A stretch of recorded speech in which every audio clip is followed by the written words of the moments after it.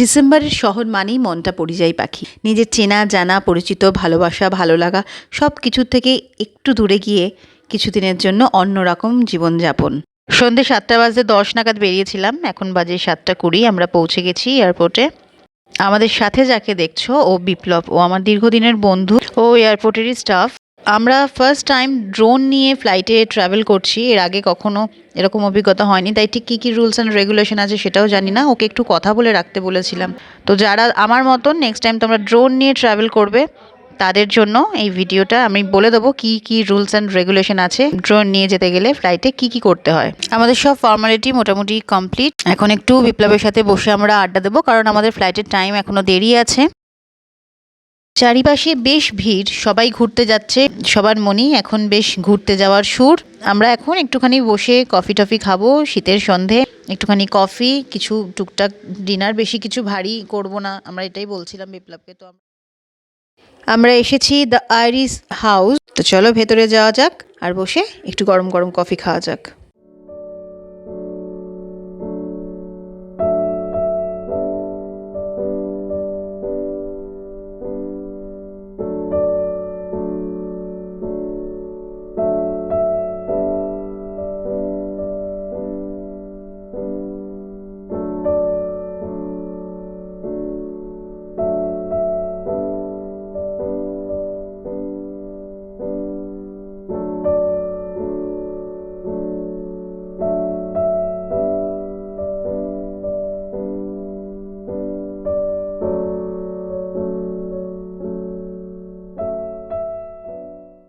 কফির সাথে একটুখানি স্যান্ডউইচ আর কাবাব নিয়েছি। শান একটুখানি অল্প করে রাইস নিয়েছিল, সাথে একটু চিকেন স্টু ছিল। আমাদের বোর্ডিং টাইম হয়ে গেছে, এবার আমাদের এগোতে হবে ড্রোন নিয়ে যাওয়ার ব্যাপারে, যেটা তোমাদেরকে তখন বলছিলাম। এয়ারপোর্ট অথরিটি এরকম রুল আনতে চলেছে যে ড্রোন ক্যারি করতে হলে সাথে সেটার লাইসেন্স থাকতে হবে। এদিকে আমাদের ফ্লাইট ছাড়ার সময় হয়ে গেছে, অলরেডি ছেড়েও দিয়েছে। আমরা যখন ব্যাঙ্গালোরে পৌঁছালাম তখন রাত 12:20।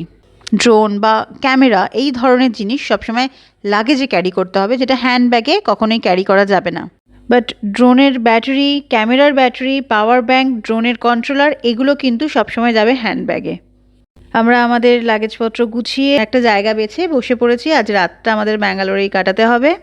রাতটা এখানে এরমভাবে কাটাতে হলে কফি তো অবশ্যই দরকার। ব্যাঙ্গালোরে আমার ছোট মাসির বাড়ি, এখান থেকে জাস্ট 1 ঘন্টার দূরত্ব, কিন্তু হঠাৎ করে আমার বোন অসুস্থ হয়ে যাওয়াতে সেটা ক্যান্সেল করি। হয়তো একটু অস্বস্তি হচ্ছে, কিন্তু তার সত্ত্বেও এটা একটা অন্যরকম এক্সপিরিয়েন্স। আগে কখনো এরকম কিছু এক্সপিরিয়েন্স করিনি যে এয়ারপোর্টে সারা রাত কাটিয়ে দেওয়া, একটু অন্যরকমই। আর আমার ঘুম পাচ্ছে না, গুনগুন আর শানি একটু বেশি ঝিমিয়ে পড়েছে।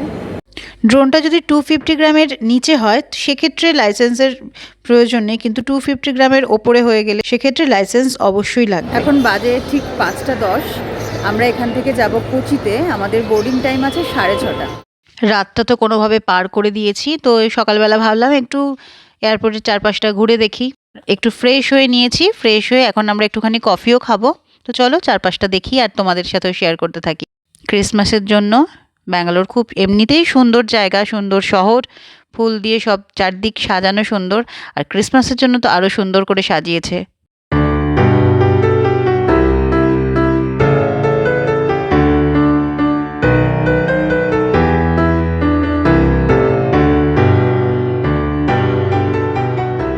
গুনগুন বোধহয় পৃথিবীর যে কোনো প্রান্তেই যাক, গুনগুনের সাথে এই বন্ধুদের দেখা হবেই। নাহলে ভাবো এই ভোরবেলায় ব্যাঙ্গালোরের এয়ারপোর্টের বাইরেও ঠিক দেখা মিলেছে। এবার একটুখানি কফি খেয়ে নিই, কফি খেয়ে নিয়ে আবার ভেতরে চলে যেতে হবে, তার কারণ এখন যেতে হবে কোচি।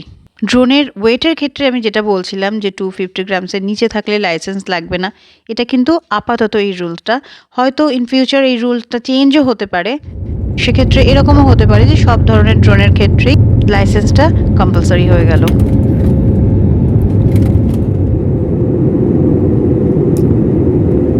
অবশেষে কোচি এসে পৌঁছালাম, আর এখন বাজে 9:10।